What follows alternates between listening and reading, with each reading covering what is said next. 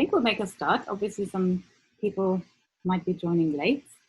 That's fine. And likewise, if anyone has to leave sooner, of course, that's okay. So a big welcome to the fourth and final event of the Performing Solidarity series, which is called Performing Solidarity, Ethics and Responsibility.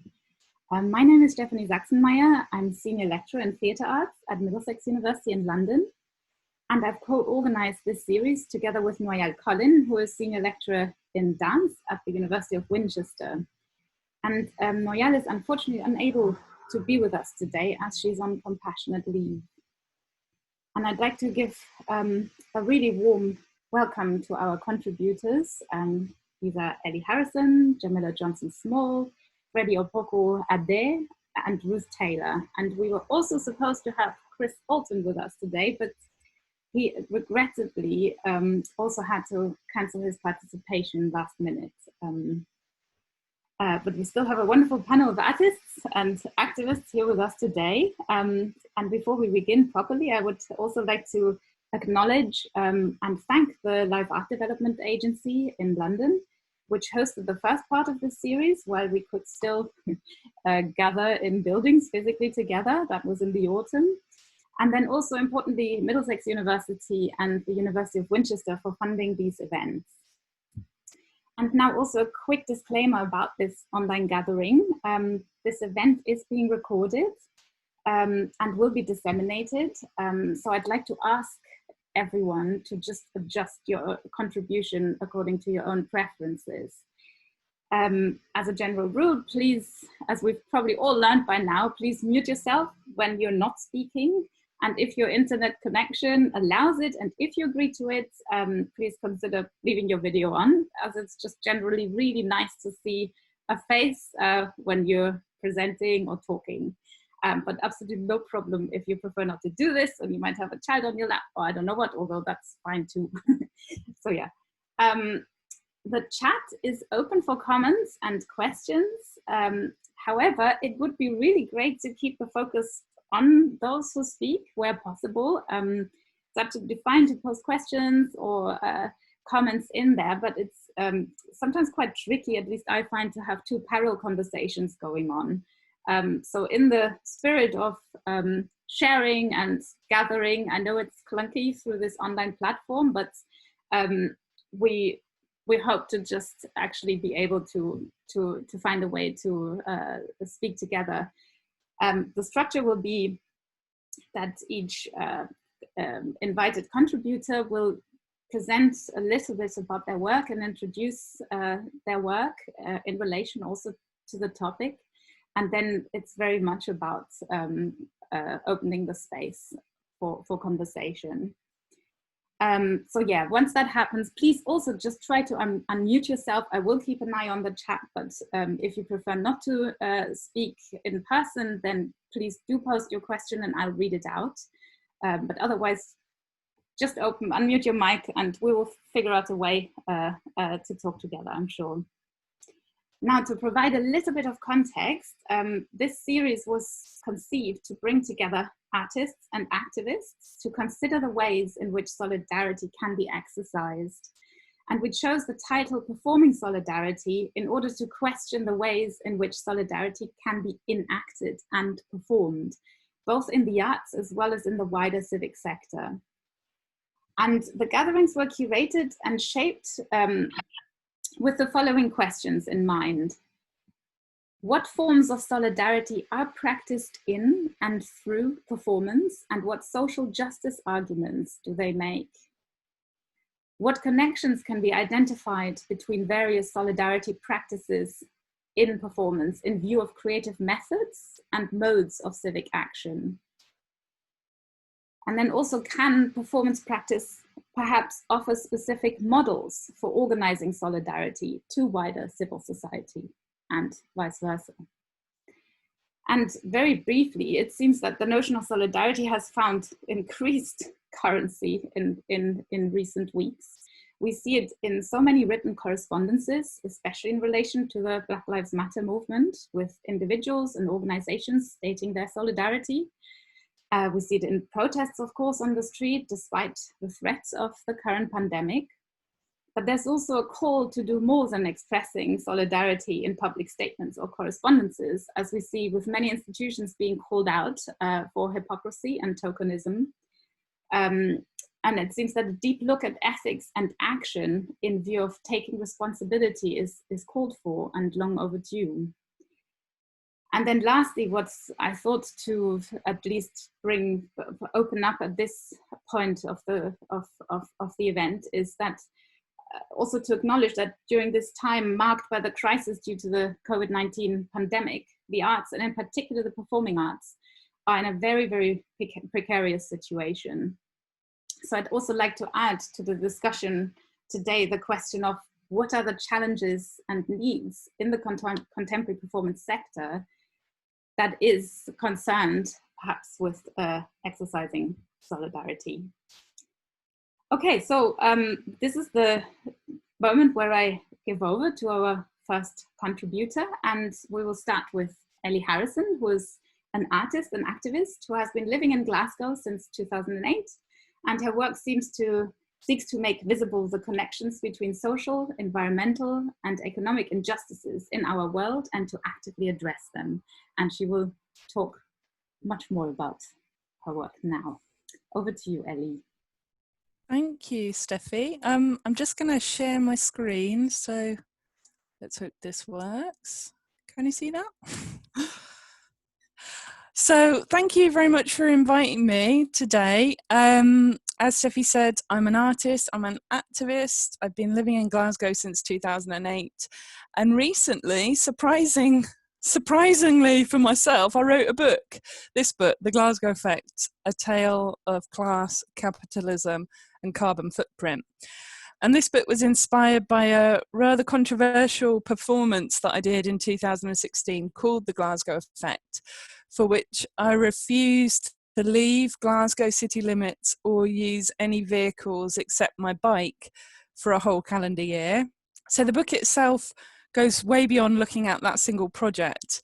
It is really a personal and political history of the last 40 years life in neoliberal Britain, as well as being a manifesto for the sustainable city of the future. So I'm going to read a short quote from the book shortly, but before that I just wanted to show a few examples of a few older works that relate to today's theme, performing solidarity, ethics and responsibility. So I want to start around 2010, which was when I was graduating from my master's at Glasgow School of Art, and my work started to become more socially engaged. And I was looking at the way that neoliberal policy and the birth of things like the knowledge economy and the creative industries were pushing us apart as individuals. And this was something that I was experiencing myself in my own life as a self-employed artist. The loneliness and isolation of self-employment, as well as the competitive nature of the art world. So I began to use my art practice as a way of creating frameworks for bringing people together. So this Artists Anonymous project was a support group that I ran at the CCA in Glasgow for 2 years, which aimed to provide a safe space for its members to speak candidly, honestly and confidentially to others about the anxieties and stresses of their professional lives. Then there was the workathon for the self-employed, which I staged twice in 2011 under the guise of a world record setting attempt. We were setting the record for the most self-employed people working together in the same place at the same time over the course of a normal 9 to 5 day. And that was really just a fun excuse to get people together and also to draw attention to our shared labour conditions. So that was 57 of us setting the record in London, and another 70 of us coming together in Newcastle to break it later that year. And then I launched an artist lottery syndicate in 2010 as a way of aligning the financial interests of a group of 40 artists from across the UK. So we were cooperating instead of competing. And this project was really inspired by the definition of a syndicate, which means a group of people joining forces to work together for a common goal.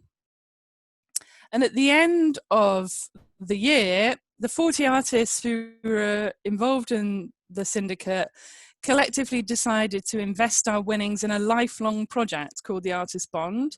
So instead of lottery tickets, we bought premium bonds and we opened the door to new members to join us. And we now have 160 artist members across the UK with a collective investment of £4,800.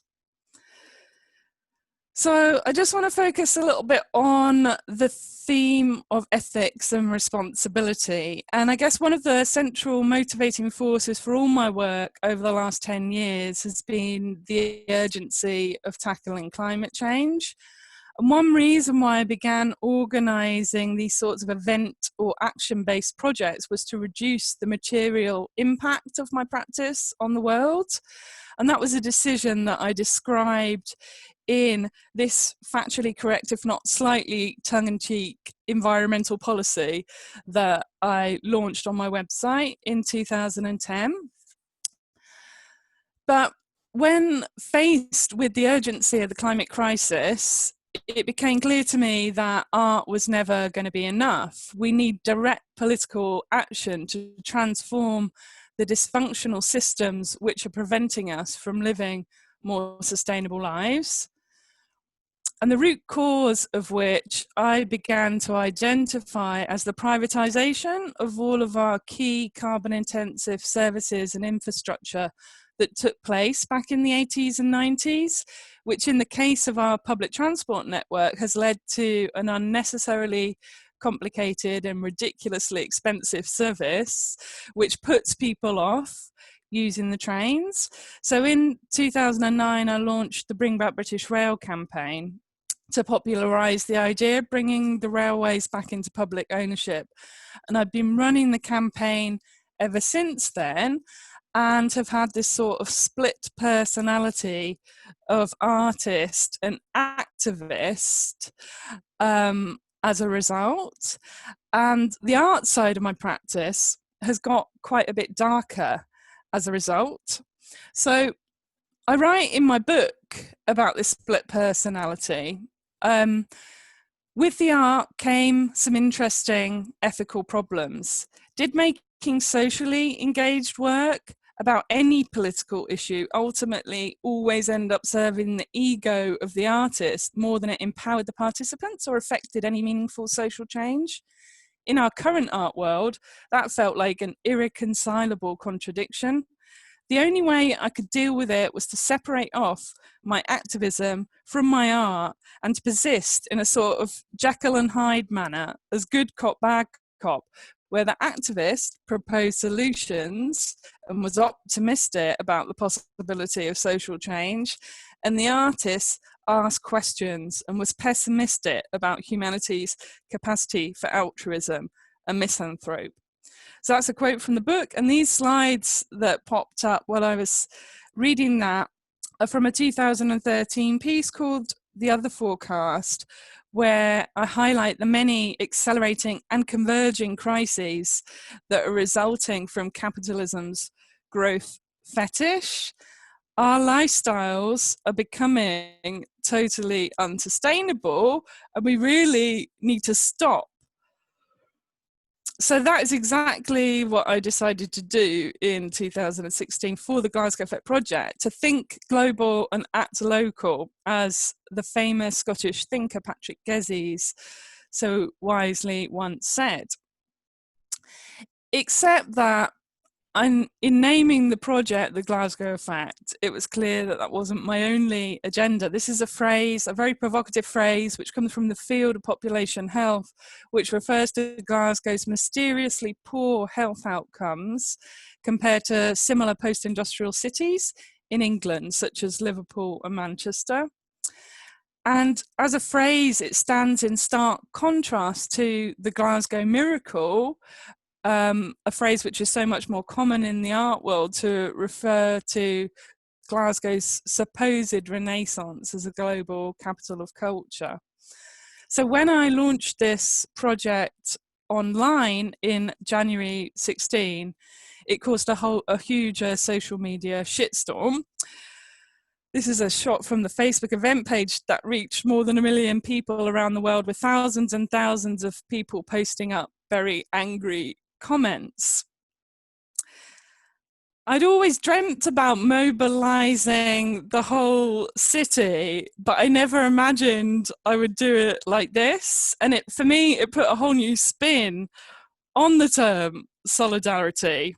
The people of Glasgow were united in their condemnation of me, but I wasn't deterred. I carried on with the project, and for a whole year, I barely travelled more than 5 kilometres from my flat. And as a result, I slashed my carbon footprint for transport to zero. And you can see 2016, this is 15 years worth of carbon footprint. And you can see 2016 just towards the right there. This is the opposite of growth. And I had a year to finally focus my attentions on the problems on my doorstep, to localise my activism and to help launch a local public transport campaign, which I'm also still involved in running today. And that whole story is told in my book. But more recently, I've tried to go back to a less antagonistic art practice and to find ways of trying to synthesize the art and the activism.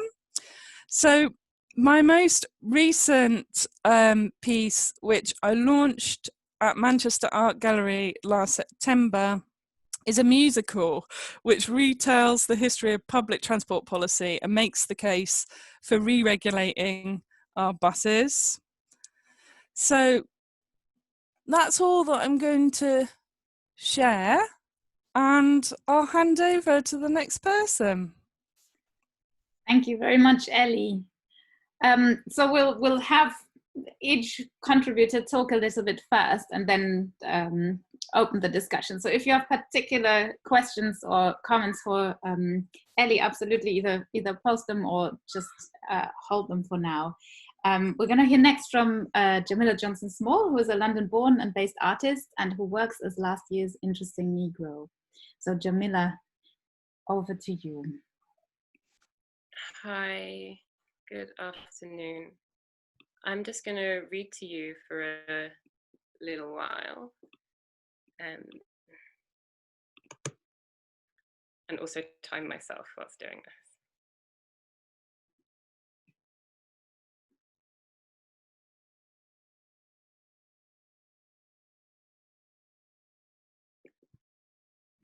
So, I have to say that I feel resistant to attempt to break down my work into distinct, commendable actions and the things that I do to facilitate this work. The things I do to support my own well-being and expand my knowledge, these things are also the work. In part because the work we're wanting to talk about is not necessarily always visibly discernible. I don't always think that explanation is helpful. I think that listening and understanding and empathizing requires a meeting, requires an effort from all involved towards this meeting. I'm a freelance artist who's been making a living from gigging internationally. I invite others to work with me on projects and I self-produce. In many cases, I am the lead artist. My name is on the contract and I negotiate the conditions of support and/or fundraise for the creation or presentation of the work. Sometimes I'm inviting others in to collaborate on a vision I have. Other times I'm inviting them to present their own work alongside mine or in a context I curate. Sometimes I lead workshops and try to understand how to transmit what it is that I do without embodying the violent conventions of pedagogy. I try to carry the same intentions through these different things.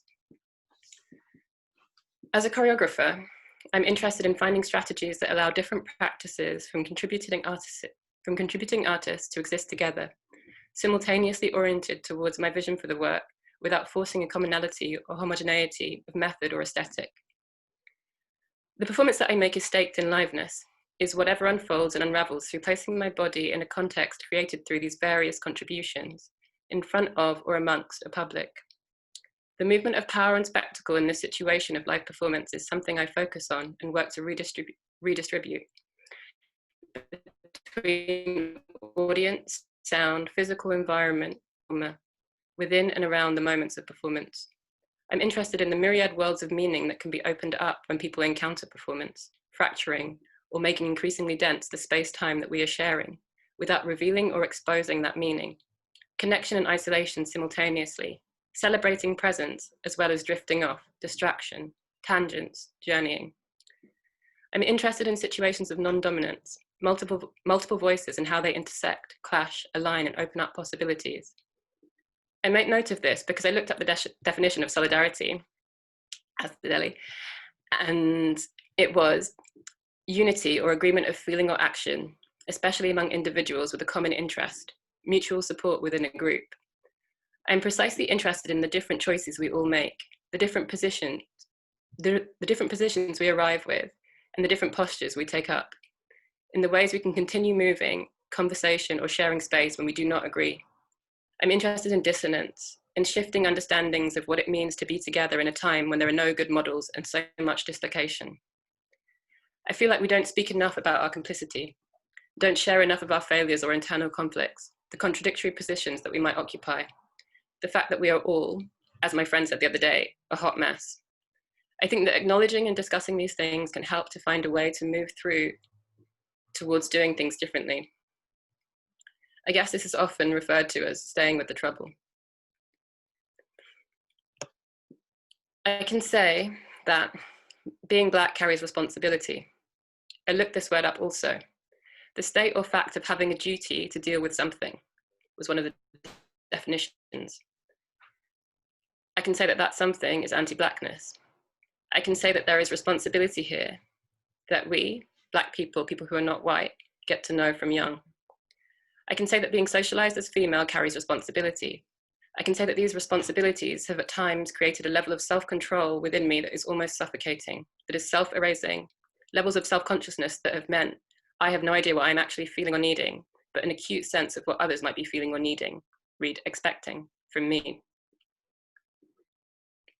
I could say that an ethics I try to live by is that I do not want to betray myself. I know when something is up, when I have crossed my own lines or allowed others to transgress my boundaries, because I do not sleep. I want to find ways to live that don't make me feel as though I am betraying myself. I don't understand myself as being just me. I don't understand my art practice as being separate from me. I used to say that for me, dancing was a thinking practice. I used to say I worked with the radical social potential of dance. Now I say it is an oracular practice of channeling, of offering guidance. This part of my practice, the dancing part, is the most intimate, even if in some ways the most visible. I can say that I think that infrastructure forms and informs bodies, actions, behaviors, and thinking, that form is also content. I can say that I think that making art is opening and offering heart, soul, guts, mind to others, and that to do this within a white supremacist, capitalist, imperialist, heteropatriarchal economy is always violent. Navigating this potentially erasing contradiction as someone whose art is their job and career is a daily work. I'm interested in transformation, opening space and being less tired, coming up against fewer stupid, painful, obliterating obstacles that are careless monuments to a history of violence and enable its reproduction. I can say that I try to work with people that I love and with love, otherwise what is the point? I would like to do away with the divide and conquer strategy that continues in the art world, and not only the art world, to gaslight and isolate marginalized artists in a culture of competition, scarcity, and battling, and to perpetuate hostile conditions that make us sick. I would like for all people to be better attuned to the impact of their choices on their environment and in turn on themselves. I can say that I would like for the homogeneity of bodies, practices, minds, ways of thinking that supports the dominant oppressive white supremacist ideology to be fractured and rebalanced. I would like equity and an understanding that this does not mean sameness, but holds and acknowledges the values in our differences. I want to be with the complexity and conflict that is being alive. I can say that dancing has been my teacher and supports me in holding and understanding the fact of paradox that makes binary approaches unfeasible. I can say that I don't want to be asked to teach or educate if it is not acknowledged that we are always our own teachers, that our bodies act as teachers because they are porous and let us know about the effects of our environments, that we have some choice about what we let in and what we block. And unless we address what they are saying, we do not really learn. I want for it to be acknowledged that knowledge is not a thing that can be handed to anyone. It can only be metabolized and understood through our porous bodies. Otherwise, it's just exchanging words. I want it to be acknowledged that emotion and feelings are not separate from thinking or doing, but are signaling systems, prophets, oracles. I can say that I question myself and seek counsel from human and non-human sources every day. I can say that I feel wary of the assumption of political alignment amongst groups that gather because they have been marginalized or because they recognize the domination of structures that create fixed margins and apply these to subjecthood in dehumanizing ways. I can say that I'm currently asking myself what solidarity is and when I have seen, felt, recognized gestures or actions to be this. I can ask the question, will you stand with me when I fail? That's me. Thank you. Thank you, Jamila. It seems in some ways awkward to just bounce to the next person, but again, just taking a moment to process and note down some thoughts. But this is where we move on to Freddie Opoku-Ade, who is a critically acclaimed international choreographer, dancer, performer, and teacher. And Freddie, I will let you introduce your work in more detail. Hi everyone. Can everyone hear me? Ish. Yes. Oh, that's a bit hard to go after that. I think I need time to just process. Little second, just to be present without presenting, which we're going to discuss a bit more. Firstly, I mean, a lot has happened over this past. Well, a lot is happening. Full stop. Before this past 4 months, and I just want to share something I've held because I've not been on many. Well, I've not been on any panels or any kind of conversations that's happening regarding what's been going on the past months, and I think it completely reflects the busyness in the world that we've established, that we dismiss other things that's not happened. And I went to the Black Lives Matter march. I could have gone a couple of times, but to be honest, physically, I wasn't that fit because I've not been training. I've been indoors. So cycling all the way to central London from East London was full on. I didn't want to take public transport, but I was at the march. It was conflicted because I was also putting my family at risk. I do have people with special conditions that literally me being in this position was not the most responsible, just to come back to that responsible thing to do. But I had no choice. I didn't think twice. And there were some colleagues, other makers, I'm not going to mention the names, they'll share that with you, and actually the amount of artists that I also saw represented. And I keep on hearing this rhetoric that people did not have anything to do around that time because we were locked down. But this is a theory, and I think I'm going to stick with it until my final day on my deathbed. Is that we all signed a contract during this lockdown, and I'm going to echo Ellie, thinking globally, locally. We all signed a contract during this time of COVID that we're all going to stay in. We're going to be looked after. The institution locally and globally is going to look after us, meaning those who protect us the most, the police. And it completely broke that rule. To have your knee on a man's neck for 8 minutes and 46 seconds, to disregard what was also going on, I think that's part of the uprising. This is nothing new. What happened to George Floyd is nothing new, so that wasn't a part of it. And I think we all need to understand that bigger picture. Yes, we were all in lockdown, so we can go and protest, but I think we have to understand we agreed a contract. It was like ceasefire. There's a war going on. Let's ceasefire for now. Let's all come together and see how we can get through this moment. All continents, not just Africa, not just Caribbean, all continents, we all agreed. And I think that broken contract broke all moral ethics and responsibility globally and locally. So I just want to establish that, and going forward, I think we should all reflect on that it wasn't people being unresponsible. I'm very responsible, and I take my ethics very seriously in my practice as well. And to make that step, to put my family's life at risk, and I know others as well who put their partners' lives at risk to be there. It was for a bigger cause, so I think we need to understand that. Yes, and also, when invited to this, I was trying to think, how could I share my thoughts, but I don't even want to talk about my work. I just want to talk about things that's been echoed from previous talks as well. The first one being making common codes. I think that's something I'm really interested in. Codes, games, that applies a lot in my work. What is the mutual ground, the field of play? How do we organize ourselves, the rules, the structures that breaks all this systemic problems that we're facing? Yes, I have to admit, sometimes I don't even understand the rules or the indeterminacy of the games in the pieces I make, but I can deal with that instead of escalating what's already systematically a big problem in racial inequalities. And also another racial inequality in that is that, and I think we should find a new word for the BAME, is that another social and cultural responsibility was that we were all in this together. And once again, the ones that suffers the most is the Black and ethnic minorities. So this is perpetuating that we are not playing by the common codes. We are not. So I think that's something that needs to be established in our practice. The second talk about organising and self-instituting. I think we have a long way to go with that, because institutions, there isn't ethics or responsibility. I can go around all the institutions and organisations I work from that having a mission and vision statement that supports the empowerment of Black and ethnic minorities. It isn't in their mission and vision statement.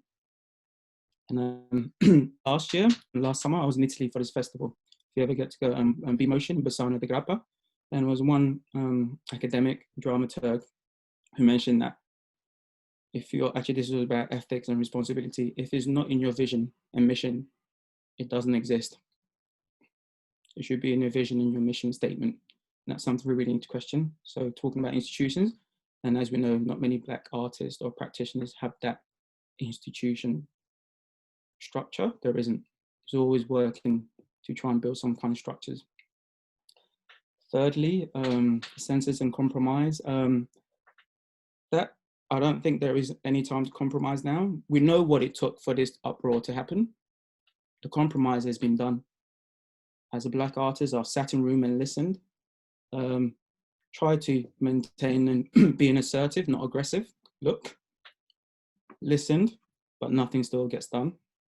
So much so that there are many artists that are setting up spaces within these organizations. There's just, I think sometimes perpetuating the structures. We always have to set up a side system to support the work that needs to be done. Kwame Kwei-Armah at the National Theatre had to do the Black Plays Archive in order to begin this conversation. John Z at Breaking Convention, John Z at Breaking Convention, Open Art Surgery back to the lab to also have this space to have these conversations. So I think the compromise is something I really need to question. And also another artist that you should all research into, who's now actually based in the States, coming back and forth, is Semilia Hodge Dalloway. I can put these names up, who runs the Artistic Directors of the Futures, which is trying to get more Black and ethnic minorities leaders, directors onto boards, or just anyone who's interested in getting to know the codes of how these organizations run. Really interesting stuff that she does. And actually, the only reason I mention as well is that there's a couple of books that I borrowed from people, and I'm not going to do PDFs because I think I just want to be present. Just do some of that bit of this. This book, I will put up once again if you want to know after, but this is Black Art and Culture in the 20th Century. I actually borrowed this from Semilia over 10 years ago, and now she needs to borrow it back. That's a book in there, so yeah. This is another one as well, which is really dear to me in my practice, and it's called The Silent Language by Edward T. Hall, and he's an anthropologist. Really brilliant book about codes of conduct and patterns that we set up. And there's one quote that I really want to go into before I talk a bit more about the things that is pertinent to me right now, is that patterns are those implicit cultural rules by means of which sets of things are arranged so that they take on meaning. So there are patterns, sets, and rules. And for centuries, these patterns have been perpetuated even now, and I'm going to be present without presenting. I just saw something that my mother-in-law sent to me via, well, I saw a feed on Instagram. It's by David Starkey, the historian. It was the most stupidest comment ever. And just, if I can just quickly find it, regarding, what was it? It's about slavery, and I'll just literally read out what he said. MS. Here we go. I'm not going to play it, you can watch it. So, slavery was not genocide, otherwise there wouldn't be so many damn blacks in Africa or in Britain, would there? So when you have people like that are historians, and we're talking about repatriation, perpetuating this narrative, these people, Dave Starkey, I've seen him teaching secondary school kids on these programs of how to turn truant kids into good kids. When you have these kind of minds teaching our young people the moral codes of conduct, organizing the institution, the compromise, this doesn't exist when you have people like Disney structures. And this has been perpetuated continuously. So that's another one. Now we're talking about ethics and responsibility. I think both words are kind of intertwined. And watching the last talk, Kitty Frederick, it was just something that she mentioned about the oral history. And that's had to be African diaspora or anyone from the African continent. The transformation of information was through oral history, or we had our own ways of writing. But once we crossed over the Atlantic, even learning how to read and write was not permitted. So you were literally poisoned or killed. So these ways of oral history has been, has been lessened as the lower art form in many of the things we do. And I think it's a beautiful thing that she mentioned, the act of creating a space where people can feel heard, supported, and that experiences that were important to them, that is in this space and time, are important to you. Is something that I think, I'm not trying to put words into Jamila's mind, but that's something ethical that we all need to, and Ellie actually talks about that we are complicit in about the spaces that we put ourselves into and who else we put into those spaces. You can't just say, here's a space, have it, do what you want. That's bullshit. And then just echoing some of the other things that's been also mentioned about common community the status of high art. And this is something that I think subtly Charlotte Spencer touched on it. And it's about creating these environments where people can come together to share a common goal or to do a task together. And it's not just about the high art end of art. It's not just about those who've been training to be the next Sylvie Guillaume or about to do a duet with the Sylvie Guillaumes. This is just about everyone coming together to literally achieve the common goal. And that also comes with rules and structures. So common codes, how we deliver through the oral and the sound and the audio form. And she also mentioned something about the environmental impact of this. Steph, do tell me if I'm going on beyond my time, so I can pause there. But also Ellie mentioned it. The environmental issue is not environmental, it's also systemic racism. That's where it starts from. We perpetuate this. I was born in London, moved to Ghana in '84, came back when I was 10 years old. There's something we call Obroni Wewu, which is white person's dead clothes. The amount of clothes that is shipped secondhand to Ghana specifically, actually, like we are the mass of that. We literally take that. The mass of clothes of producing, continuously producing. And then when we feel it doesn't work for us, we send it to another land, to even Malaysia. I heard about plastic bottles and things that's been sent over there now. The Malaysians like, no, enough is enough. So once again, this is about ethics, responsibility, that the white oppressors are not really taking responsibility for.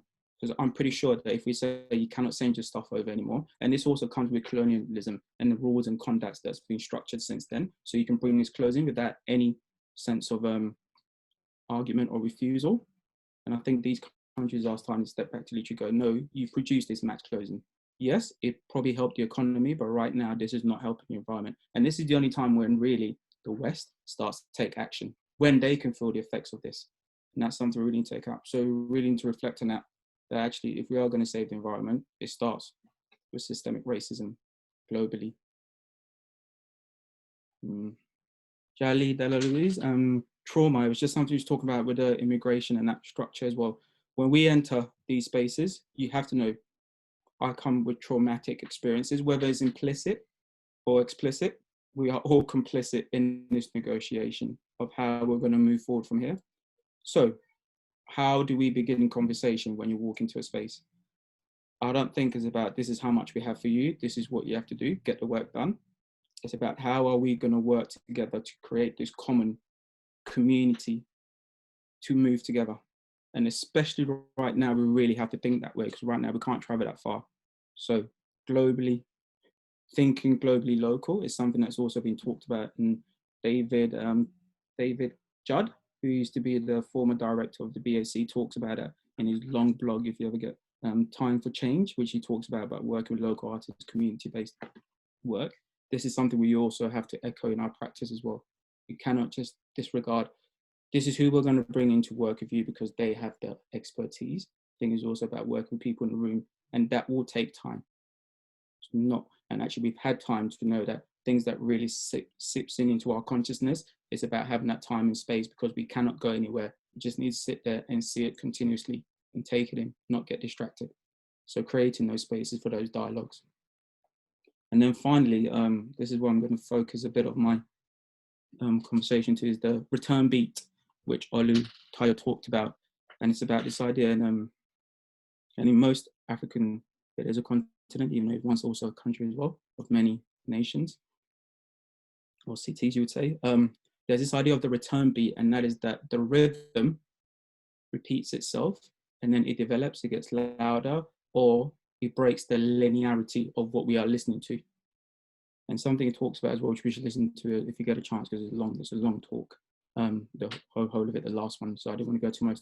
But this linearity is something that's been formalized by the Western structure, that this is how things should be done, this is how we're going to do it. As soon as something cuts through it, like, no, I'm not sure, how does that work? How do we operate around this?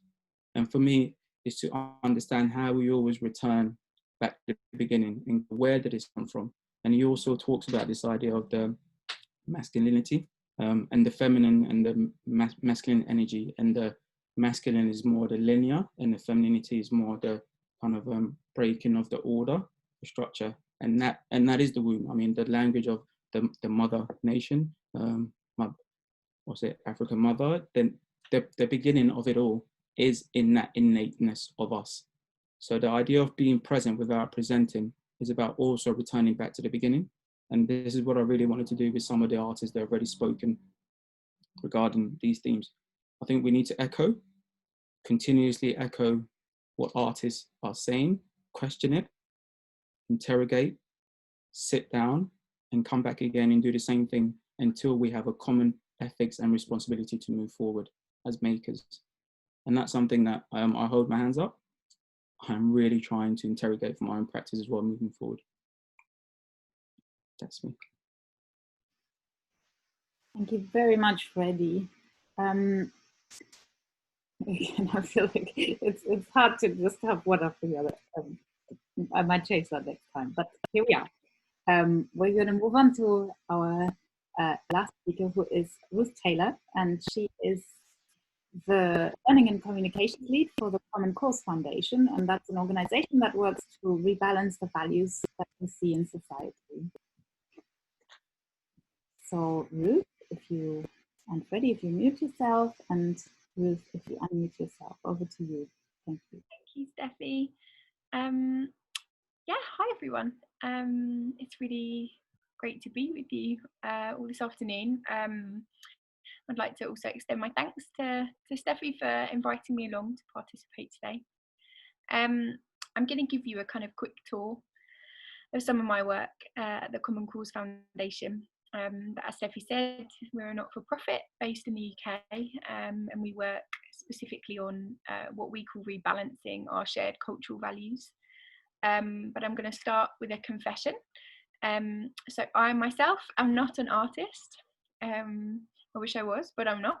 I come from a background of campaigning and community organising, so very much exist in the social and environmental sort of change sector. I started my journey in that world, working for various organisations, both here and in Ghana, Freddie. and I started feeling what I've come to call a kind of niggly, awkward feeling that I've spent the last sort of 5 years probably trying to articulate. So I'm going to tell you a little bit about that first to sort of give you some context for my work now at Common Cause. This niggly feeling really was due to looking at the work I was doing as a campaigner and looking at the work that many kind of large NGOs were doing, the kind of Oxfams, the Amnesty Internationals, the Save the Children's of the world, and feeling that it was fundamentally inadequate, and that it was based on, as Freddie was just talking about, kind of codes and practices which are fundamentally flawed in and of themselves. So I kind of went on a bit of a journey really to try and work out what this niggly feeling was and try and get to the root cause of it. And by doing that, I kind of stumbled across the work of Common Cause that work on values. The work of Common Cause is like heavily based on a ton of research that's come out of the social psychology field, and it sort of looks at change in through a much broader lens. So I started seeing my work as a campaigner at the time I was working for Amnesty International, very much as focusing or being the very, very tip of a large submerged iceberg.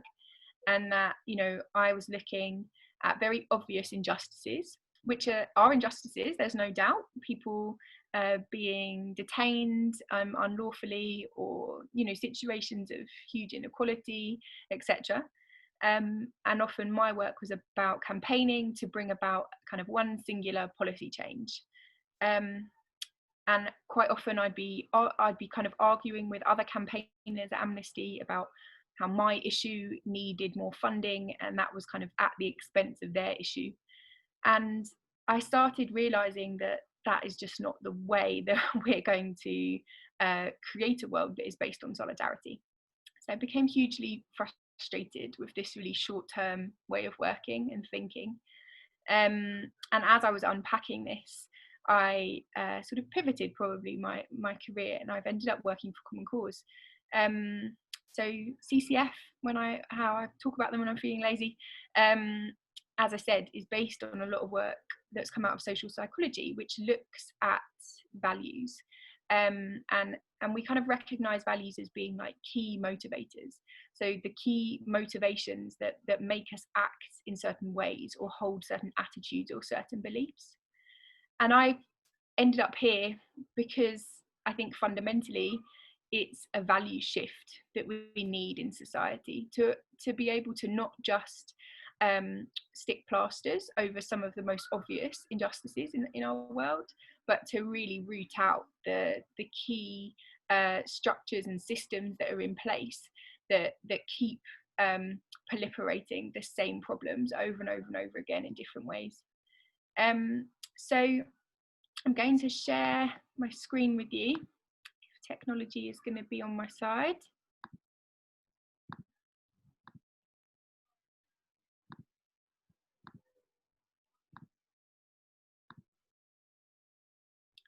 So hopefully you can see a fairly colourful map, and this is a tool that we use all the time. I see this map in my sleep at Common Cause, and it's called the Schwartz Values Map. It was developed by an academic called Shalom Schwartz, and it's based on thousands and thousands of interviews that Schwartz did with individuals across just under 100 countries. And more research is being done on this every day. He interviewed these people and he asked them what they most value in life. And after that, he populated this map. So you can see that all of these different values are split into 10 different categories. Now, the positioning of each of these values are really important. So values that are close together on the map. So if you look in the universalism category in the top right, protecting the environment and inner harmony are very close together. But if you look at, say, broad-minded in the universalism category, and then you look at power in the imposing category down below, and you look at preserving my public image. Those things are very far apart. Now, when values on the map are far apart, the researchers suggested that it's kind of psychologically difficult to hold both of those values to be important at the same time. And so if something has engaged your preserving my public image value, it's hard for you to hold broad-mindedness as an important value at the same time. So at Common Cause, we're particularly interested in two different areas of the map. So we're interested in the top right-hand corner, which is universalism, benevolence, and then half of the self-direction values in which creativity comes in. And we're interested in the bottom left-hand corner, power, achievement, and security values. And we're particularly interested in these two opposing kind of groups on the map, because we know that if someone holds compassionate values to be important, so values that exist within universalism, benevolence, and self-direction, they're more likely to engage in civic participation. So they're more likely to vote, they're more likely to volunteer locally, they're more likely to report higher levels of well-being, they're more likely to feel connected to their local community, and they're more likely to engage in pro-social and pro-environmental behaviour.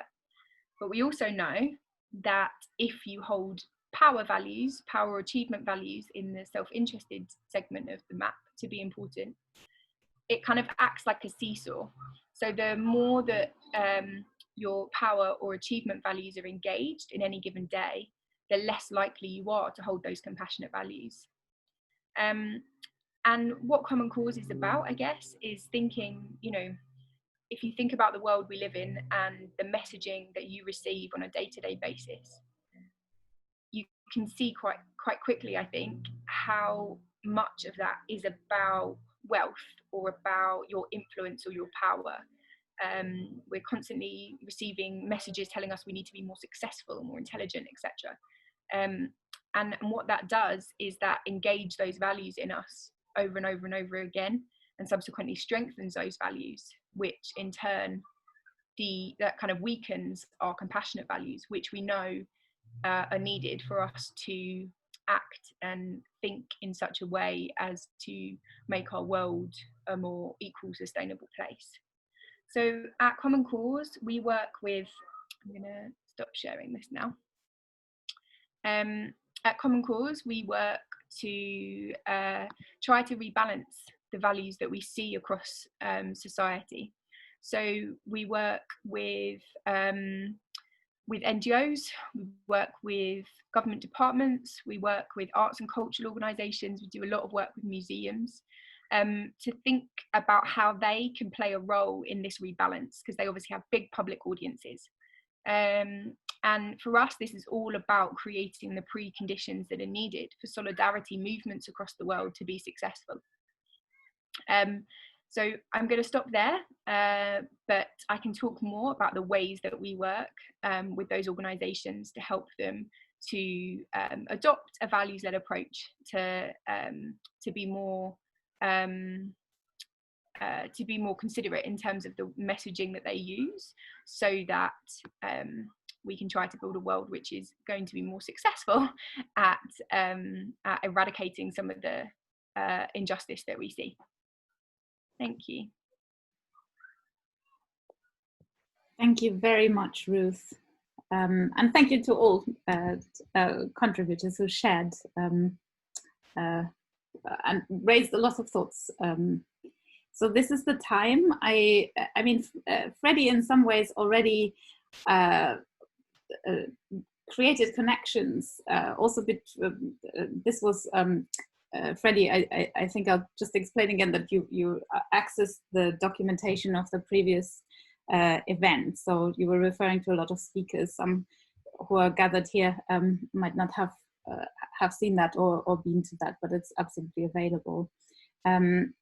But yeah, I also wondered if this is, as a fast start, if amongst Ellie or Jamila, Freddie and Ruth, if there are any kind of resonances or questions you might have in relation to each other's work. And as I said, Freddie just already created some links that you might want to respond to in some ways.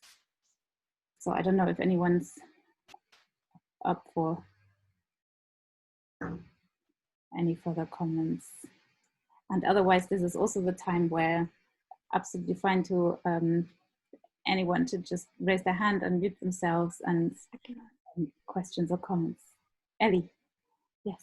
Oh, well, actually, Polly, I could see Polly wanted to come in, but before Polly does, I just want to say thanks to Jamila and Freddie and Ruth, amazing presentations, like so much to think about. I've scribbled down so many notes. And yeah, there's definitely connections. But let's see what Polly's got to say.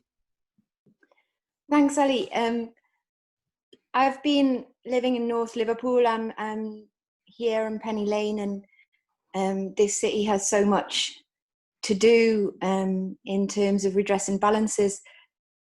I just wanted to bounce off something that Jamila said about porosity, because some years ago now I did a residency in a closed mental health facility in France, and it was run by a clown. It had a contemporary arts centre as part of it, and one of their key kind of values was porosity, and it was about making the institution porous.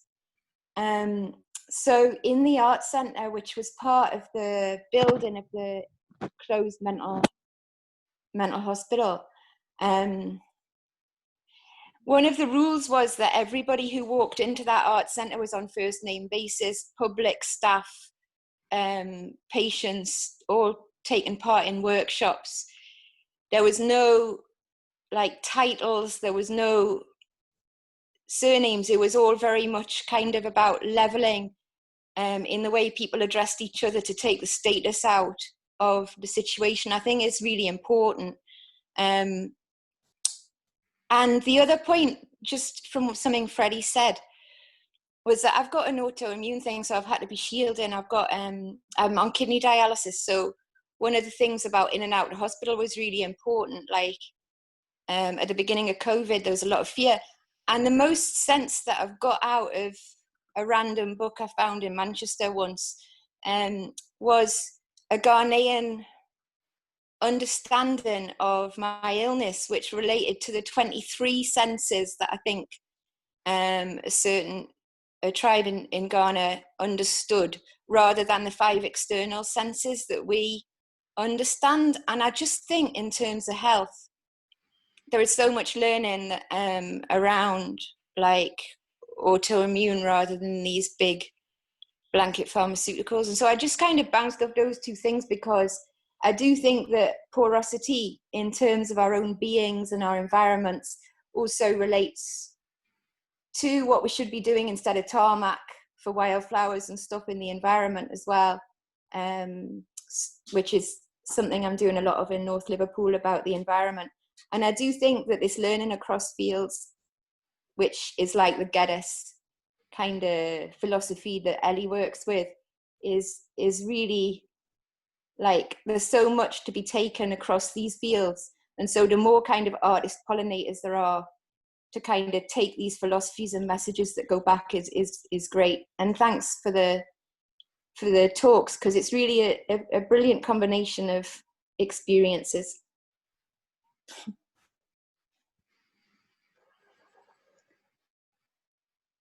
Thank you. Phoebe, I think you wanted to speak, but I also see now that you posted something. I don't know if you still want to sort of verbalize that. I don't know where you are. There you are. Hi. Yeah, maybe I'll just read out what I was trying to think through it clearly. So I said that I'm thinking from the body, so this is in the chat if anyone wants to kind of read along, is that I'm thinking from the body and from feelings in the way that Jamila talked about, and I wanted to raise that my whole body got hot with rage at the images that Ellie shared of using a kind of fat suit in that those slides. performing in a fat suit in a way to denigrate and like ridicule fat bodies as a symbolic or symbolizing a kind of overconsumption of obesity causing climate damage, which I would dispute to the end of my life, and a kind of harm, which is it like also is like on one hand extraordinarily offensive to be confronted with on its own terms, but it also ignores the intersections of fatness with class, with socioeconomic status, disability, also race and gender generally. And listening to Jamila after listening to Ellie, I had this like kind of like a really intense feeling. And listening to Jamila, one felt like a kind of a tonic, but also like a grounding of kind of how to think through those kinds of feelings. I was thinking, because I'd watched the video of it last week about Swagger, which is the show that Jamila directed with Alexandrina Hemsley as Project O, which was Jamila and Alexandrina choreographing kind of two fat dancers, fat activists, Charlotte Cooper and Kay Hyatt, which was also performed with the band Rashkit. And I was thinking about how this piece offers, possibly from my perspective, and I guess I'm interested to hear or to maybe like raise this as a kind of example within this session, about how it offered some kind of navigation of an intersectional feminist approach to performance, and also how we might approach bodies, experiences, artistic interest with a spirit of solidarity, rather than making a work from a place that recenters a privileged or individual gain, which kind of ties what Ruth was talking about at the end, of kind of making ourselves look good, of gaining kind of a social power or a career, whilst throwing people who may be marginalized in other ways to us under the bus. So I'm not sure if Jamila would want to talk a bit more about that specific process, or if anyone has any responses generally to how an intersectional collaborative process of like making work might also express a solidarity. Thanks.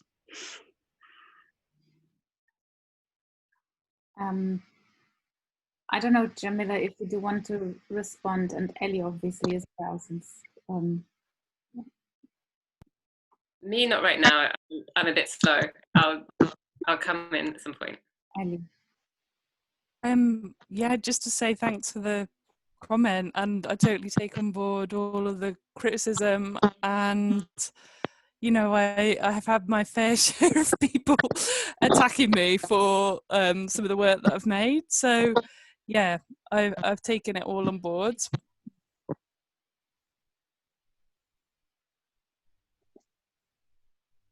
I mean, I think that it's a real trope within, I wonder whether there's a kind of conversation and which ties to some of the other threads of discussion about how, there's this real dominant kind of white-led environmental movement, which we kind of see in movements, I think, like Extinction Rebellion, which really ignore the kind of intersections of things like race, and we're talking about the systemic racism being at the core of that. And I think these kinds of other aspects of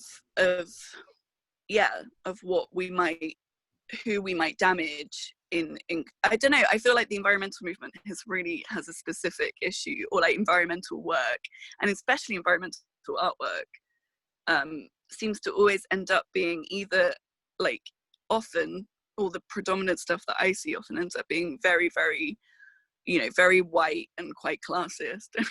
But maybe that's quite that's an old kind of thing to tread through that has been done and has been thought about by lots of kind of brilliant scholars already.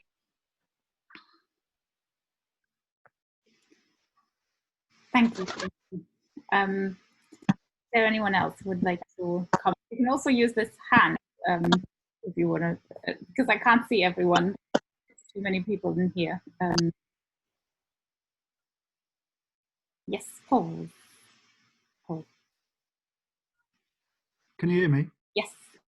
Yeah, it kind of relates. Firstly, thank you. They're really interesting talks. I had a general question that's kind of involves everybody, because Jamila was talking about failing and messiness, and basically that kinesthetic connection to people and trusting collaboration. And I was wondering how in this, because this present climate that we're in, this COVID climate and lockdown, what I see with a lot of artists is they're trying to stick what was on stage in digital media, rather than looking at, okay, we might have to investigate a new way of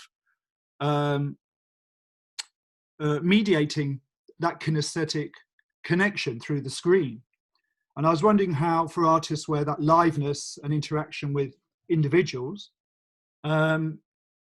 has been put into into a position now where it's compromised, but where it has to be renegotiated and go with the turbulence of it to find a new connection, because you know the research is saying, well, maybe theatre's gone, maybe we'll have COVID reigniting, and I'm seeing a lot of theatre and dance still talking in the old paradigms, you know, of this liveness, which is great. But maybe are any of the artists thinking, okay, well, there's going to be two options now, and this other one we have to find the value in it. I was just wondering that as a question, especially for people who are into the staying with the trouble, for instance. Are we staying with the trouble, and that's part of it, and finding a new way of connecting through that beyond what we have, reimagining the whole thing, the whole gamut of theatre and digital and how it connects, not what we see so far. Thank you. Anyone would like to respond? Just a comment. I mean, I don't have the exact answers because I need to just take a second to reflect on them. But I think a phrase that we really need to dismiss and completely get rid of is this phrase of the new normal. It was never normal. You know, we kind of just put up with it, kept ourselves busy. So I think that's something we need to readdress as soon as possible, before we can even start to have this conversation. Because, I mean, personally as a maker, the work I've created, I've only started to reflect now that I never had that anecdote of how we were going to solve systemic racism when I stepped on stage. And also being a body in the work is also added trauma and issues that I have to deal with. That as soon as you see this black body or this certain type of body in the space, there is conversations that's not even been discussed amongst ourselves out of that space. And I think, I mean, I know theatre, not dismissing what dance can do or the moving body can do, but I think the dance world, we're a bit behind, and I'm not sure whether that's because of the institutional structures, that we need to diversify that a bit more. It's not just the big ballet companies or the more classical high art leading the conversation forward, because those are the people in the conversation now. They have this, what is this government team that they formed now? This COVID, not think tank, or this group of task force.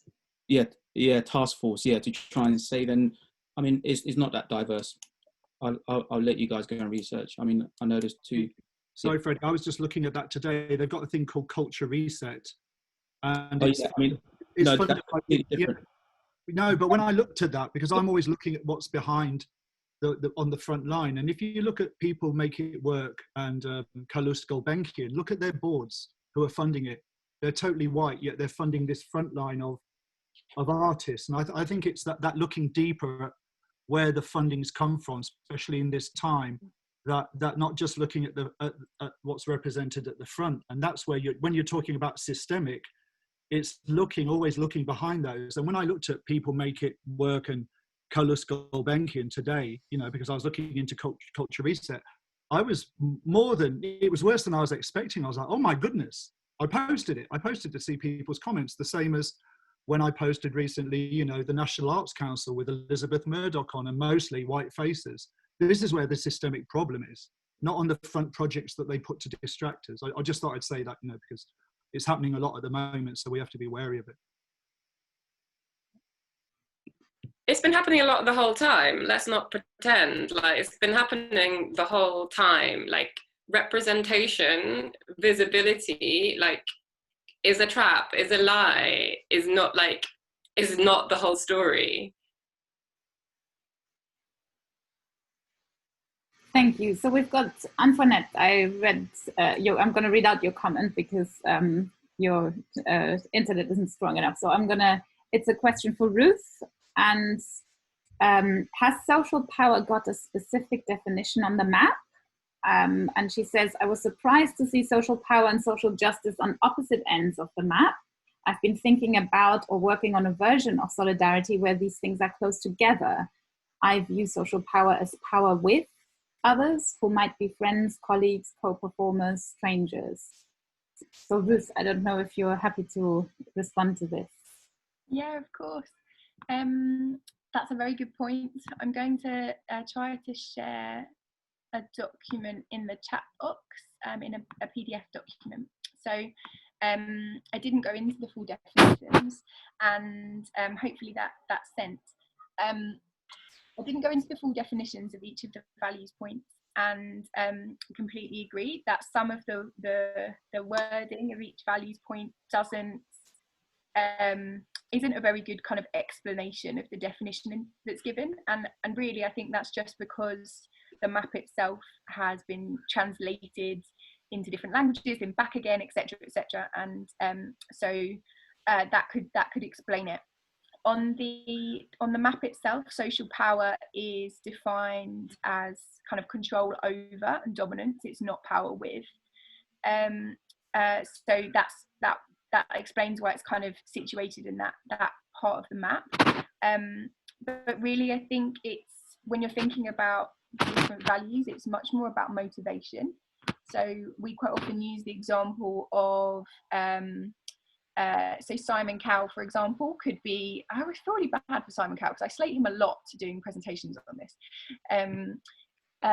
He could be very motivated by let me see, like social recognition, right? He's really well known, but that could be the motivation in and of itself. He just wants to be well known.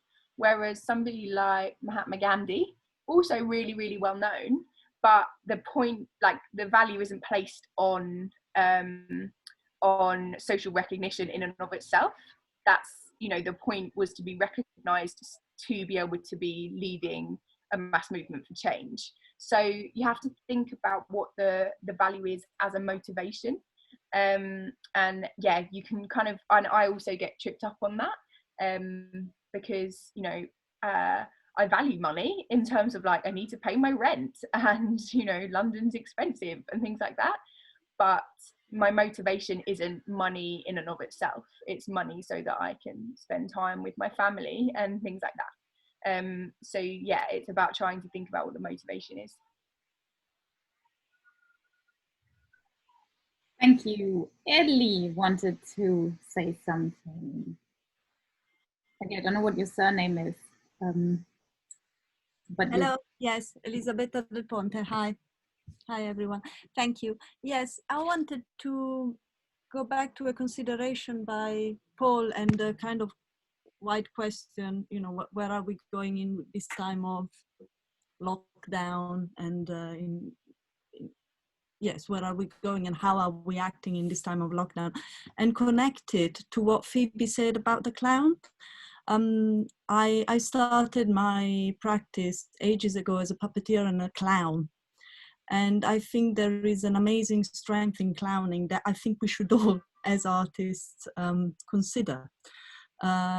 Because clown doesn't have failures, clown doesn't have definitions. So all these problems that I think arise from being socially defined, you know, you're either wealthy or you're not wealthy. You're middle class, you're not middle class. You're a woman, you're a man. You're black, you're white. You're successful or you're not successful. Completely disappear in clowning, and that's where I've found kind of always an escape route when I can't go on with my art as normally, or I can't voice things properly. As a clown, I can do anything because clown exists on failures. Clown play on failures, and there's this massive element of play that excuses everything. So all this basically just to say that I think a lot of things that come to clash when there is a moment of social tension like this can be looked at, maybe, although it might sound shallow. It's the way to still give voice without focusing on what the social tensions moment are, because we can't focus on that now. I think as artists we have the responsibility to actually act and not be silent or be worried by whether I do something that might be seen in some other ways, in one way by one person and in another way by another. And the good way to do that is through playfulness, through the playfulness of the clown. I'm not saying everyone needs to be clown, but it's a way of looking at things that is different.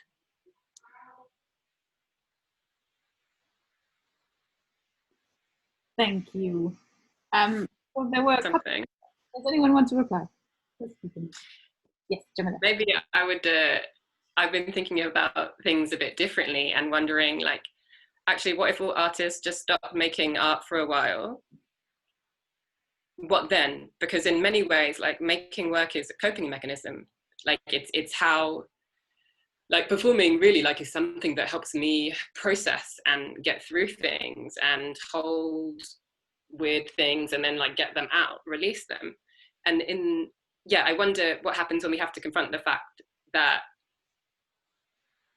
there is, I don't know, like, confront the things, the difficulties, the tensions in ways that are not the art making practice, which I guess for some people become habitual, right? I just wonder if any openings would come if we just, like, there was like an artist global 1 month no art or something, like what we'd find, what we'd come up with, and if we'd speak to each other in different ways, or, like, I don't know. Yeah, I wonder.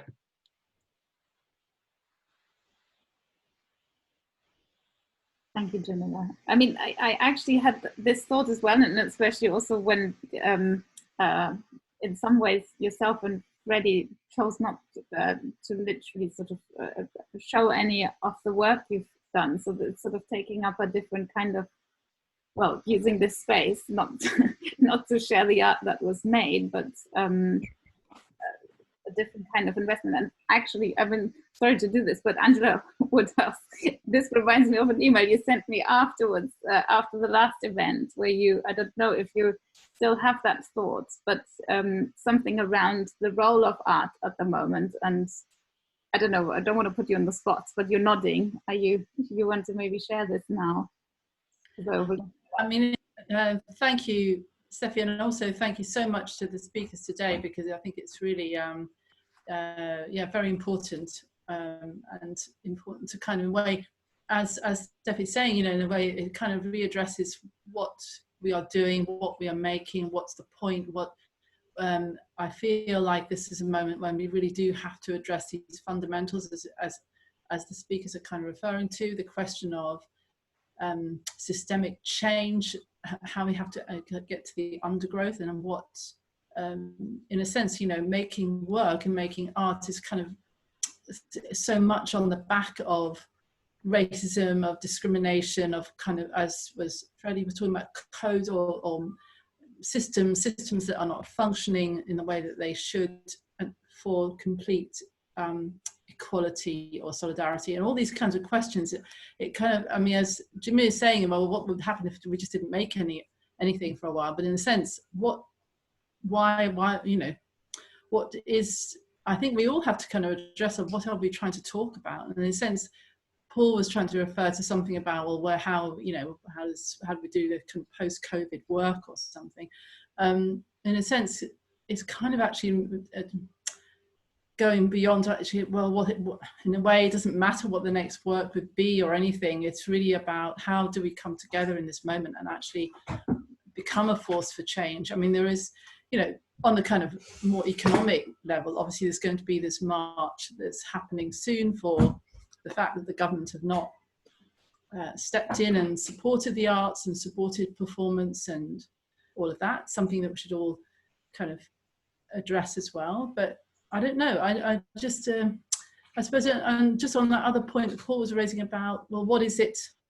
In a sense, the notion of the body and space in company with another is such a powerful aspect of what we are together, and the fact that we're all denied that right now, or we can't deal with that right now, and here we are in our little boxes talking to each other, is there's no sense of smell or touch or scale or mass or power in the physicality. So, you know, I'm very conscious of the fact that that's something that most people are not really experiencing fundamentally right now, it seems. That's a generalization. Anyway, that's all I have to say. On the idea of that Jamila was saying, that sort of we all stop. I think that Fred Motten writes really well about that in the Undercommons, that book about non-performance, and it being actually a physical and political act. And I think it's really interesting, Jamila's proposal that we just withdraw our labour, particularly when we're kind of forced to move within a, you know, I don't want to get into the neoliberal model, or, you know, that we're always trying to scratch for scratch funding, you know, and all these systems that are set up to put artists against each other or against themselves within that model. The idea of a withdrawal of labour as a global force is quite interesting to me, non-performance, and to see what would emerge from that. I have no idea what would emerge from it, but I know it'd be something really powerful and interesting. I just want to say that. Lepecki talks about it as well. Andre Lepecki talks about non-performance. Maybe also to say that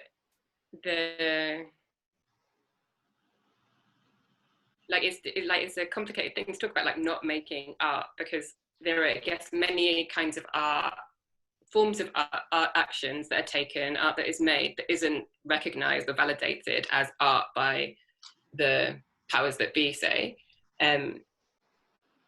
So there's maybe also something in what I'm saying, which is to do with recognizing art differently, because it's not only a labor done for money or visibility, it's also, yeah, personal daily practices, right?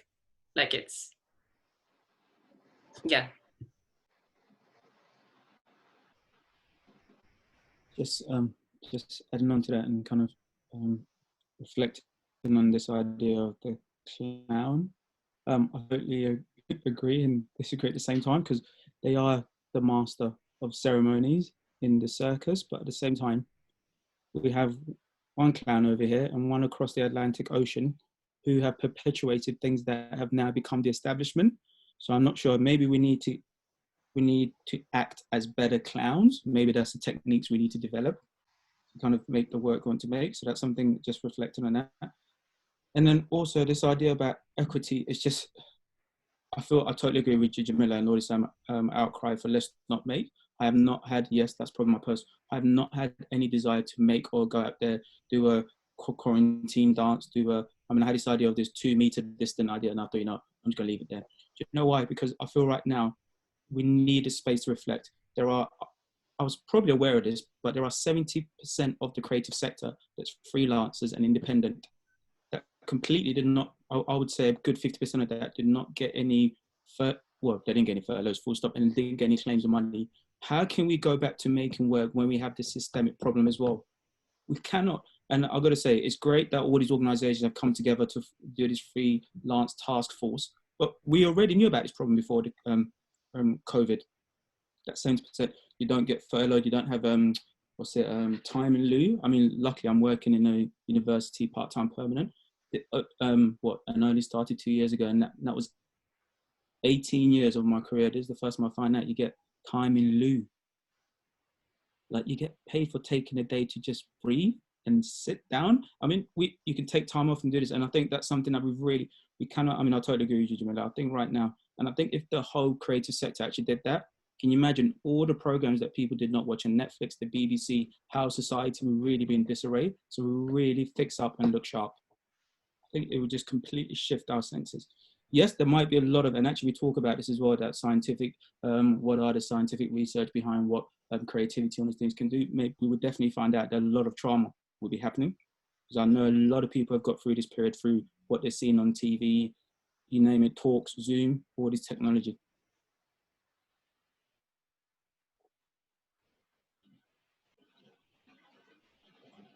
Thank you. Anyone else? There are quite some comments in the chat. I don't know if anyone would like to maybe pick them up and talk through them. Ruth, you posted, TJB, Charlotte.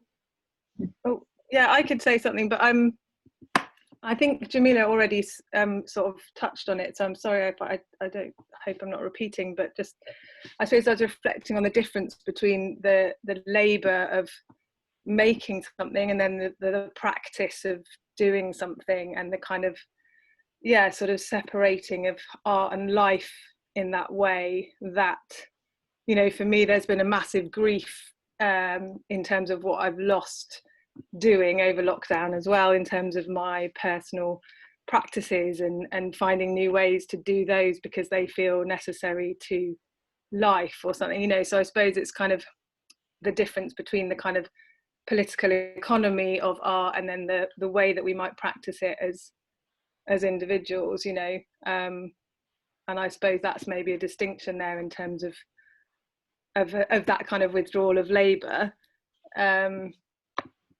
Yeah, so I was just reflecting on that really as a distinction.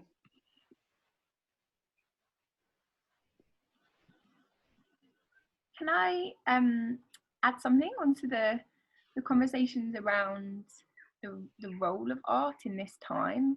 And very much agree with Freddie on like death to the phrase new normal.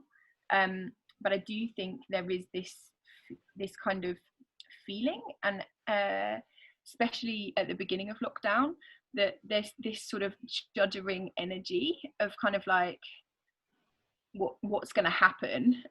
So this like unsettled feeling of like, okay, everything is really weird and unsettled, but also I don't know what's going to happen in the next few months or years or whatever. And something that we found at Common Cause is that people are much more willing to talk about the things that they actually believe to be most important. I didn't talk about this research in my presentation, but there's a lot of research on something called the perception gap, which is to do with the way that we understand other people's values. And the majority of people in Britain, like the values that they hold to be most important are benevolence ones. But equally, majority of people in Britain think that their neighbour or their fellow citizen is likely to hold hedonistic values to be more important. And I think what we've seen with like the rise in mutual aid groups and things like that, we've seen a couple of things. Rise in mutual aid groups, I think some people have been quite surprised at like, wow, like neighbours are starting to care for each other, etc. But also a recognition or a realisation from predominantly white communities to be like, hang on a second, certain communities, often minoritized communities, have been acting in that way for so long because the structures haven't provided for them. So I think there's a really interesting role for imagining what the future could be if we were to live in a way where our values were more, where those kind of benevolent values were more prioritized. How would the structures be, you know, how would our education system be designed? How would our healthcare system be designed, etc.? And for me, you know, that's often a very like mind heavy exercise, you know, like it's the work of think tanks and people designing policies. But really what we need is for like the everyday citizen to have an experience that doesn't just help them to imagine in their brain what that world could look like, but what it actually feels like in their body. Because that's so powerful in them, in, you know, and we've seen all these surveys saying, like, I can't remember the figures, but, you know, 71% of people don't want to go return to what life was like prior. But I think we're like grasping for what like comes next and what does that look like. And to push that over the edge, I think it needs experiences where people can kind of feel it in themselves.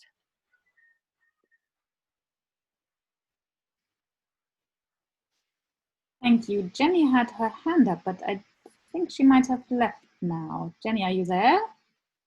Well, I think she's signed up at... She left us a message in the chat. Wonderful, thank you. Again.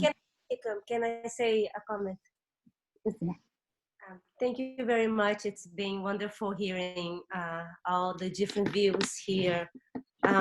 I would like to say that if we are at a place speaking about solidarity and the ethics of it, that we are not to be so quick to focus on this benevolence of Britishness, because we got to remember that this country has voted to leave EU, and that this leave to has all connections with race, with problems of migrations, that this country has a history of racism that is to this day unchecked. That we have to understand that the notion of empathy in and of itself is also very much connected to the process of colonization and imperialism of this little island who sets out to push violence into the entire world. And that before we can talk about how to save our environment, we have to consider that Western culture has for 500 years othered land the same way it has othered those who don't look white. So I think that we need to move a little bit beyond the feelings that we're personally feeling, or a moment because we all love the NHS, or because we felt like we're feeling benevolent with our neighbors, or that because we felt like we put the mask on because we care for others. And if we are to be thinking about imagining, I invite all of you to think that there are many people of color from many cultures, from many positionalities, who have already posed that another world is possible, from the indigenous population to Afrofuturism. So I think it is our duty to think further and to think harder. And I believe that COVID is many things, but it's also a time for reflection. And it is my belief, my hope, that we can move to a place that is beyond. So I think it's very important that we think very carefully about the words that we're using and then the analogies that we're using here, because we, including myself, are in a very, very, very comfortable place. And that is not the case of the majority of people. There's a lot of people right now who are food insecure. And then when you're food insecure, there is nothing else that you can think about, you know. And I also think that, you know, there are other things that art is good for beyond the visibility and money making. Though I also like to pay my rent, and I like to have food on my table. And forgive me if I'm misreading here, but I think one of the things that Jamila has gestured towards here is to start thinking about art as a mode of living, as a way of inhabiting and being in the world, rather than the thing that you do from 9 to 5. So I think I invite everybody to think further and deeper and harder, and to be very careful about the words that we choose to use when we communicate the things and how we express. I think it's our collective need to think harder. We are in a very, very, very difficult time. Just thinking about the performing art industry and institutions and model thinking, you know, a lot of those are not gonna survive. I mean, Sadler's Wells might not survive. You know, I'm not talking about the community center. You know, some universities are not gonna survive. Many arts programs and art institutions are not gonna survive. So we have an opportunity. And I believe that another world is possible. Many other worlds are possible. But I think it is our duty, our responsibility as we move forward, that this is not just another live, just another Zoom meeting, you know, that we all been doing this. I've been listening, forgive me, I've been listening maybe to too many of those. And I think there are so many great minds right here. I've read some of the work of you guys. I've seen some of you guys performing. And what does solidarity actually means beyond just being an entry in the dictionary. I'll leave you at that. Can I come back on one thing there? Thank you, Christina. I just wanted to make one clarification in terms of the values research. I don't think this is the space, like there just isn't time to kind of go into a whole, like, you know, workshop on the training, on the values research, but you've hit on a really good point. So benevolence values are very much about the in-group. So like, you know, your family, your friends, the people that live on your street, those who you consider to be the us, of the us and them. Universalism values are values that are towards the out-group. So a lot of our work is about connecting benevolence values, which are proven to be very important to British people. So this is something that you see being done very successfully by the populist right. Is they premise their messaging on benevolence values, and then they pivot to security tradition values. So they'll say things like, you know, if you want your kid to be able to get into a good school, we need to prevent immigration. So then they move to the security values. What we want to see is the institutions that we work with doing more messaging that premises the benevolence values, because we know that's what the UK public hold to be important at the moment, but pivoting upwards to the universalism values. So by saying things like, so there's a brilliant campaign that has been run in Australia, for example, called that's about Australian mums speaking to refugee mums, and it eradicates that kind of us and them binary, which I agree with you is like insanely toxic, and prevents an awful lot of open dialogue from happening, and from that kind of process of learning and relearning that you were talking about. But yeah, I just wanted to just say that in terms of the research.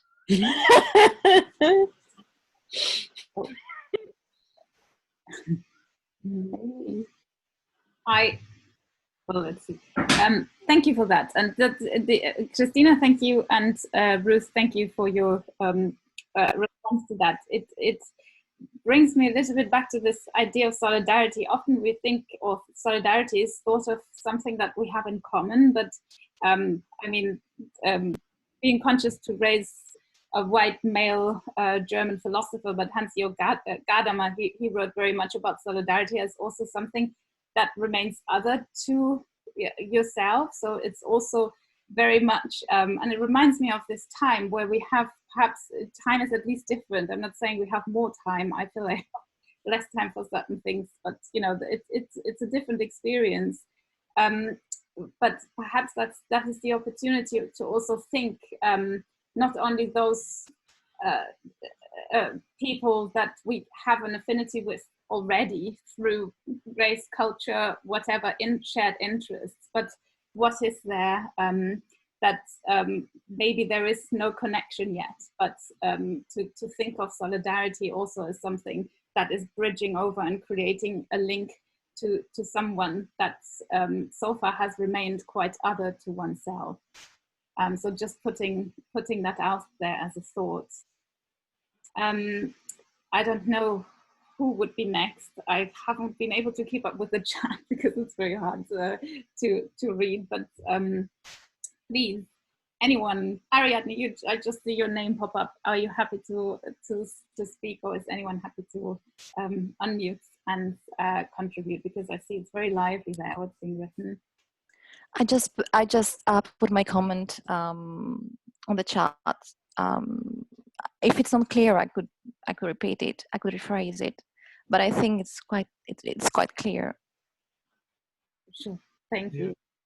I think that what Christina was talking about is quite a dichotomy, because you've got on the one hand that we all we realize that we have to eat, and there's a lot. There was a great article about exile from the academy quite a while ago, written by a top academic who just said, I can't work in this environment anyway. And I withdrew as a lecturer because education became about finance, and I was no longer in a position to be political, help people to find a way of thinking. I was telling them what to think. So at university level, we have to recognize there's a massive problem there. Even, I've got colleagues all over the place at different institutions. And then I think Christine was almost talking about that idea of practice of freedom as ethical self-governance, that daily practice of non-dominance towards each other or other people. And as an artist, that's quite interesting. And it's funny, we talk about we've got privilege and we all have different ones. I got evicted from my room. I live in a room, and I've chosen to live like that. So I've got 2 months to get out, and then I'm like, okay, well, that's the way my life has been. But the smallest I've got it down to is, okay, I can work as a movement director and make myself some space, but then I'm working with these big brands that are part of the problem. Do you see what I mean? So you've eternally got this interaction that relies on some economic survival.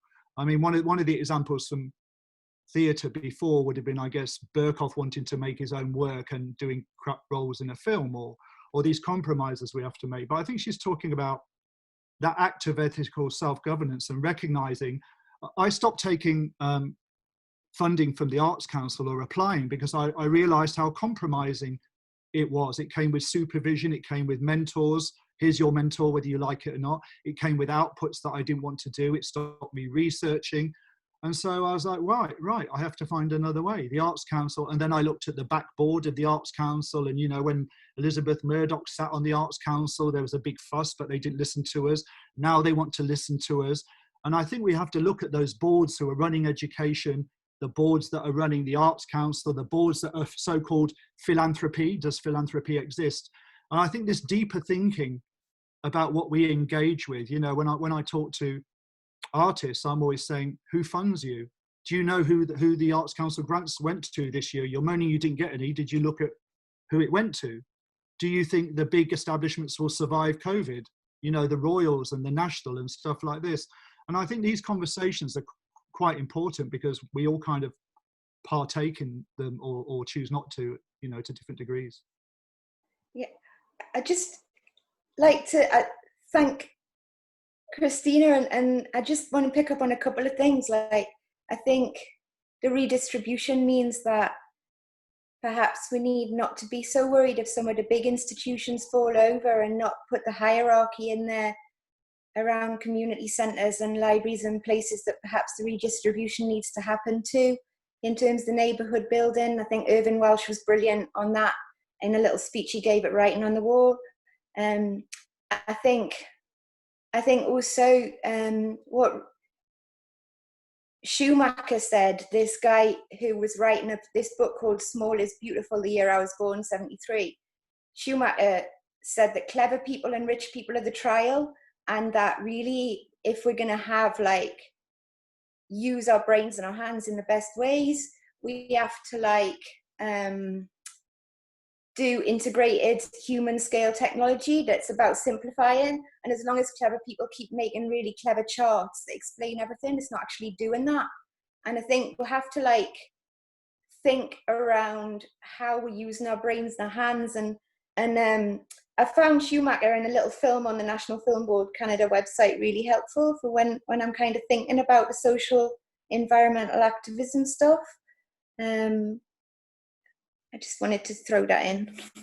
Ollie. TJB, before you rush out, I think you might have 1 minute left. You wanted to say something. I can't even do. It's a lot to try and fit in a minute. Sorry. But yes, I've been part of a bunch of many sort of roundtable conversations, ranging from being called up to some stuff with the Arts Council a few weeks ago and getting our kind of response as an organisation. So as well as being a lecturer at Middlesex, I also run a performance art festival called Tempting Failure. And one of the things that you notice and see so readily is that a lot of the artist-led organizations, a lot of the grassroots institution, for want of a better word, or CICs, perhaps that's a better word, the solo producing artist, they're responsive and they want to make change and they want to do things better and they want to react. And then you look at the national portfolio organizations, and a lot of the time they're so slow, and perhaps that's partly because they've become so large over time, and so suddenly the gears of movement slow everything down. But it's such a shame to sort of see how you have urgency and care happening from people with little to no money to make it happen, versus the bodies that perhaps it wouldn't be such a bad thing if they lost some of their funding ultimately, and there was change and there was a radical sort of reflection. I was so struck by what Freddie said when he mentioned that the idea of a new normal is not an okay phrase, because it was never normal in the first place, and I completely echo that. And there needs to be change, and there needs to be a response. And at no point in any year that we've run as an organisation have we sat back on our laurels and gone, okay, we've worked it out, because I don't think that's the attitude either. It's about being responsive. It's about affecting change and trying to navigate the path, even when you make mistakes. And learning from those as well is a massive part of it. And I'm really sorry that I can't say more because I have to go, but I didn't want to just impose this bit of thought so quickly. But thank you everyone for the best thing that I've been a part of all week. It's been absolutely wonderful just to listen. So many Zoom conferences and calls are basically slowly killing me right now. So thank you. And thank you, Steffi, and everyone for speaking and organising. Sorry I have to leave. I'd be really keen to hear what's discussed further, if that's able to be shared. Bye. Thank you, Jenny. Thank you. Anyone? We're probably all Jamila. There we go. It's funny because I don't even know if you can see me. I'm like, I'm thinking about something. Well, I'm thinking about this thing of, yeah, like we're all distant and we don't have necessarily, we're not all, you know, the same amounts of touch or real life encounters with multiple humans. And I think about something someone said to me the other day, which was that there's no listening without consequence. If there's no consequence, then it's not really listening. And I wonder if the physical distance can support a greater attention or attentiveness to listening and the impact of things that are said. Yeah, just a thought. Thank you. Sorry, just to share something, just quickly on top of that, I actually had a conversation with a good colleague, friend of mine, Jorge Grefes, another dance artist and professor as well. And he mentioned this thing of actually listening. So now, I don't know if everyone knows about the theories behind Zoom, is that because sometimes it's really hard to hear what people are saying, it really does take a lot of focus and attention. So what he's bought is one of those industry kind of mics, and that means he can even get his message across a bit more. And I think that's something that we should all invest in, because actually it will make us even more attentive listeners from this distance. And that's something, I really felt yesterday there was a different kind of conversation we're having. I wasn't just listening, it was innately being embedded. And that's something that really, I think is important. And just quickly regarding this idea of space and how we inhabit space, I don't know if anyone's heard this new phenomenon about, allotments. there's been a big surge in demand for allotments, guys. Like everyone is looking for allotments. Yes, there is social and economic implications here as well, so I'm not going to go into that. But I just have this idea as artists. Let's say we have an allotment, and then we kind of cultivate the land, and then we move on. It's still our land, and then let someone else comes and cultivate the land for the next patch, and then you split your crop. I don't know. It just feels, and that's been happening a lot. A lot of people that have allotments, and some families that don't have spaces, outdoor spaces, they've given part of their allotment to that family. And I feel that these kind of nuanced structures are really can be embedded into our practice, especially in this thinking local globally now as well. Thanks, Freddie. I'd just like to add to the thing around allotments. It's actually written in the Constitution that it's a right for everyone to have an allotment. So the fact that there's a 4-year waiting list on our allotments, it's actually against human rights in terms of what it's written in. And I think there's something around land reform here, and the book by Guy Shrubsole, Who Owns England, is fabulous on that. But thanks for raising that.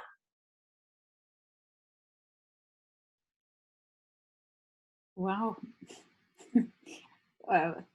Thank you. It would seem like a wonderful way to continue this project, to have a communal allotment and start cultivating it. That's a beautiful thought. We're sort of the last warriors, it feels, in this Zoom, because I noticed also the way we've extended it. Last time we kept it at an hour and a half, but we overran, and 2 hours is very long to be on this through this space. I feel it in my head a bit, and as we've just mentioned that. But I'm very, very grateful to all of you who spoke, to our contributors today who raised wonderful and very, very highly important issues, thoughts, ideas. And thank you for an engaging and engaged conversation as well for on behalf of all of those who took part, and also those who listened.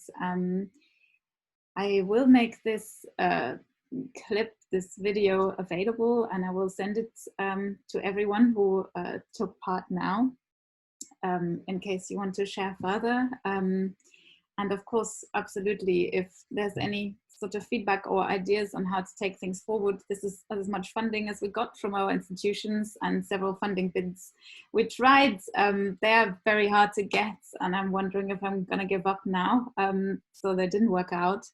But yeah, there are some further future plans, perhaps. But the main thing is actually has been so enriching also for me to be able to just actually talk and share, because as an academic also being very invested into trying to make some change happen in teaching environments, you know, and I think it was it Jamila, I think, who also talked initially about, you know, who are we, not one single thing of artist, choreographer, dancer, or but also teaching. If it wasn't you, Jamila, forgive me, but this is also the kind of space, and perhaps in a way where so much can be cultivated. I personally see it in my teaching practice also to open students' eyes that the ways they relate in their making is just as important as their focus on whatever the final product looks, and that's, you know, the ways of who makes decisions, how do we make decisions, who are we as a group, what kind of system do we set up that we believe in is as much inflects the work, and actually also extends beyond the rehearsal space and the performance venue, and I believe it multiplies indefinitely. So yeah, in that spirit, thank you all, and I hope we can find ways to meet again. Take care, everyone.